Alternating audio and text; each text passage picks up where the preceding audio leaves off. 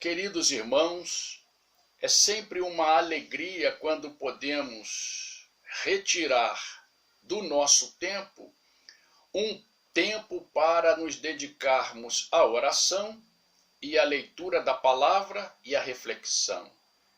Um cântico diz que bendita é a hora de oração.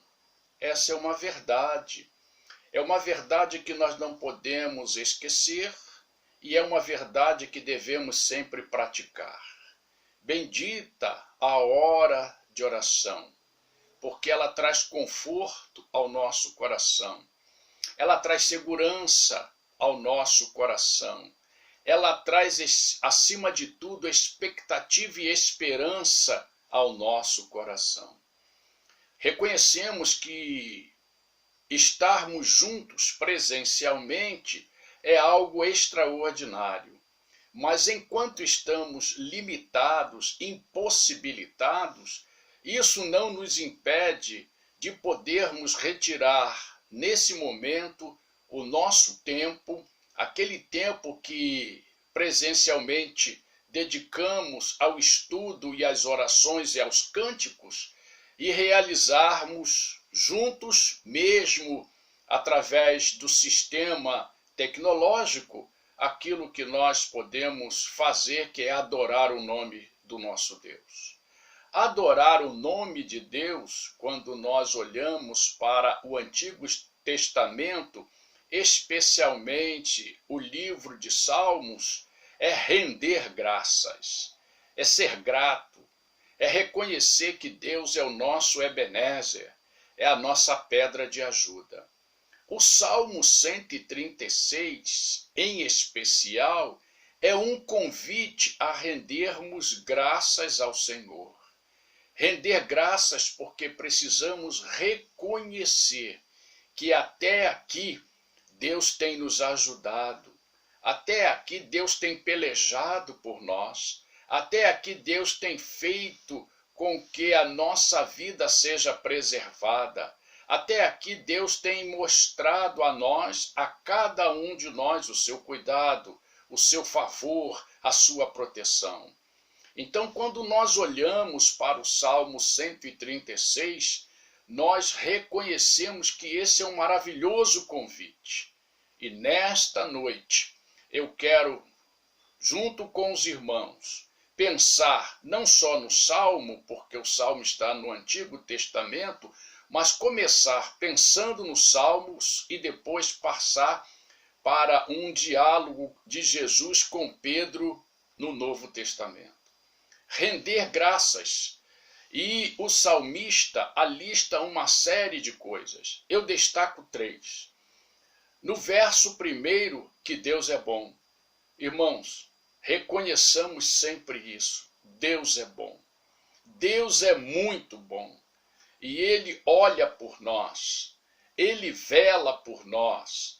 Ele cuida de nós. E isso faz com que sintamos no nosso coração uma alegria, porque nós reconhecemos que o Deus Todo-Poderoso se aproxima de nós para que nós possamos sentir a sua graça, o seu benefício, o seu cuidado. Deus é bom. No verso de número 4 diz que Deus opera maravilhas.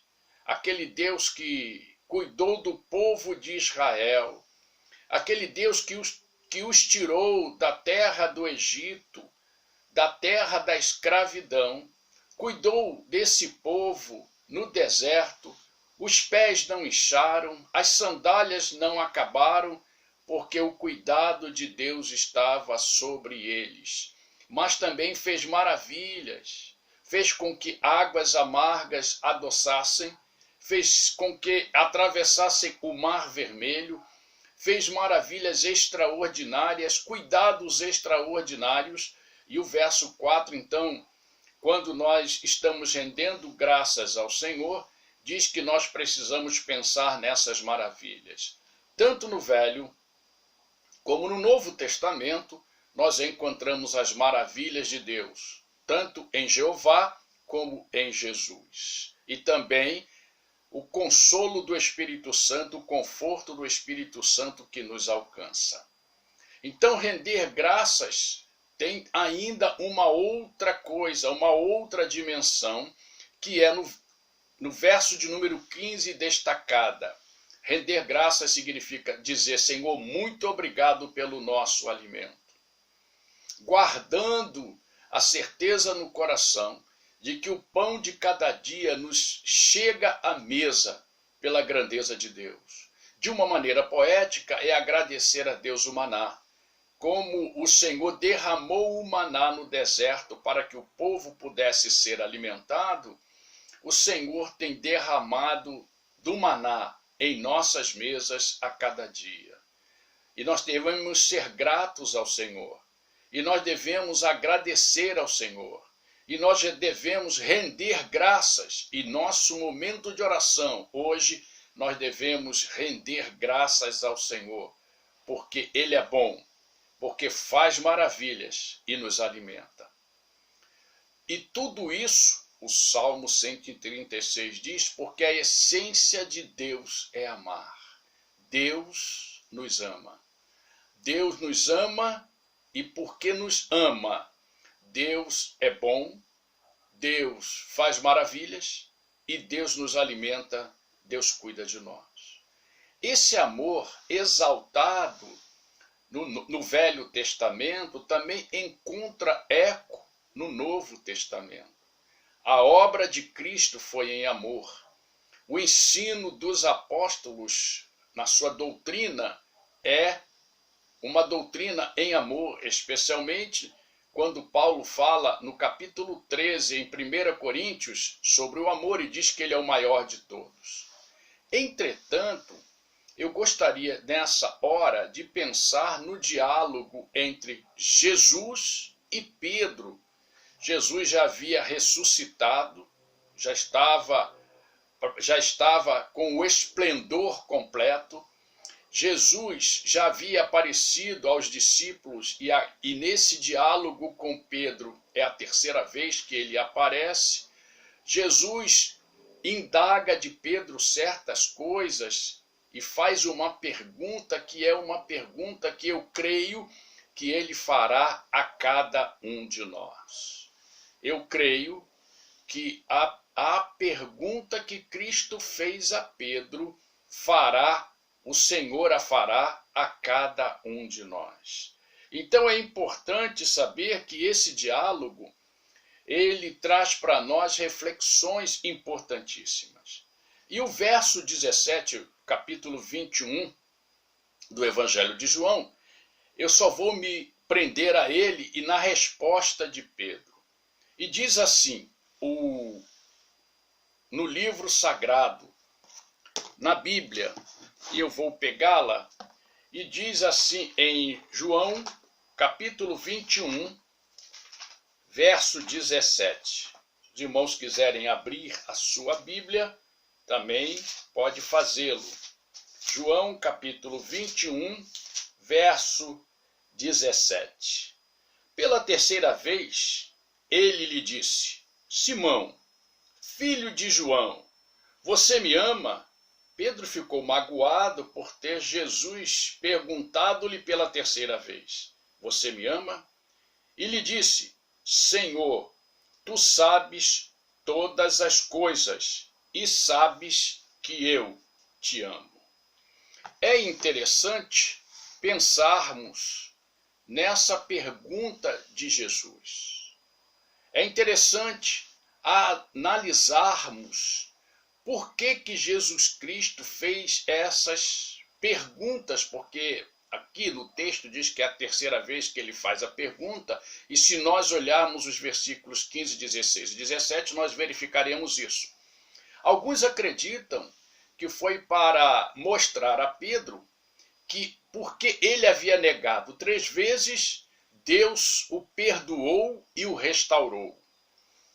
E agora estava confirmando Pedro como um líder capaz, restaurado, capacitado para divulgar a sua palavra, para pregar a sua palavra, para ensinar a sua palavra.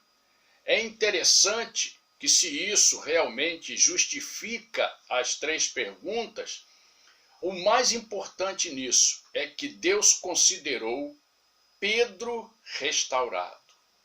Após a sua negação, o texto diz que Jesus olhou para Pedro e Pedro saiu, chorou amargamente, e nesse sentimento de Pedro, ele mostrou a sua conversão genuína. E ele ouviu, então, do Senhor que agora ele estava apto na restauração que Jesus está mostrando a ele para conduzir, para apacentar, para cuidar as suas ovelhas. Especialmente fazendo com que na evangelização outras pessoas tornassem ovelhas de Jesus. Mas então há 2 coisas muito importantes aqui, irmãos, nesse diálogo, e que nós podemos pensar nelas. Em primeiro lugar, Jesus somente usa servos restaurados. Jesus não vai usar na sua obra, começando pela evangelização, pelo ensino e pela pregação, qualquer pessoa. Ele só vai usar aqueles que já foram restaurados. O que isso quer dizer?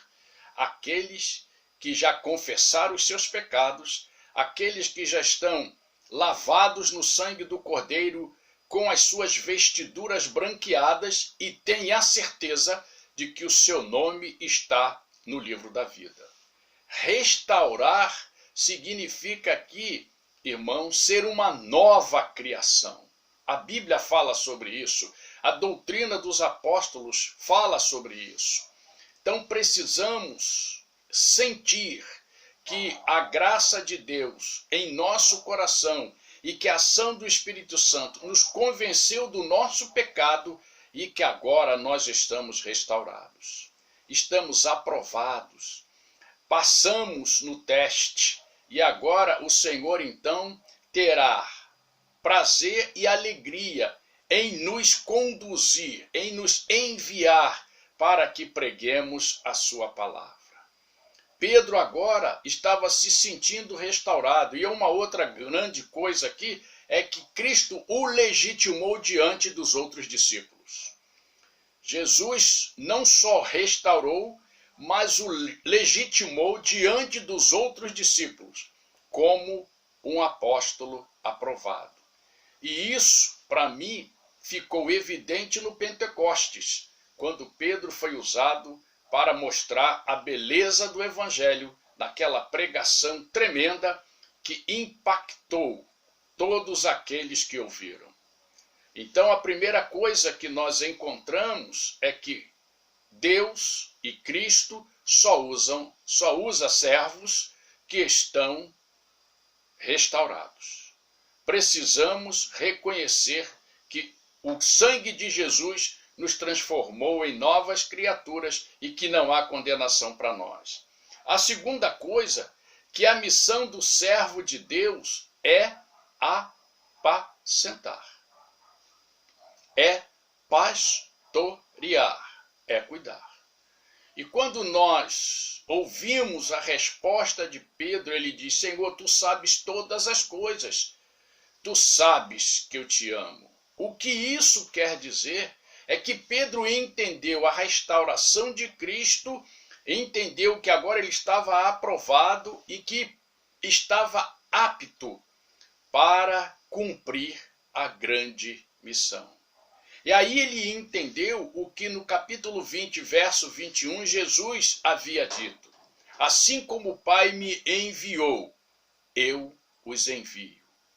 Queridos, as nossas orações, as nossas reflexões, os nossos cânticos, é para agradecer a Deus o seu amor, é para agradecer a Deus a sua bondade, é para agradecer a Deus o seu cuidado, mas é também a semelhança de Isaías falarmos para o Senhor: estamos aptos, pode nos enviar. E aí a grande comissão do Evangelho de João é exatamente o que está declarado no capítulo 20, verso 21. Assim como o Pai me enviou, eu os envio. O modelo é Cristo. O modelo Cristo deixou para os seus discípulos e para nós. Assim como eu fui enviado, vocês o serão, para que na pregação, para que na evangelização, no ato missiológico, na adoração, no apacentar e no cuidar das minhas ovelhas, vocês possam mostrar ao mundo que eu os restaurei e que eu os legitimei para serem servos conforme o meu coração.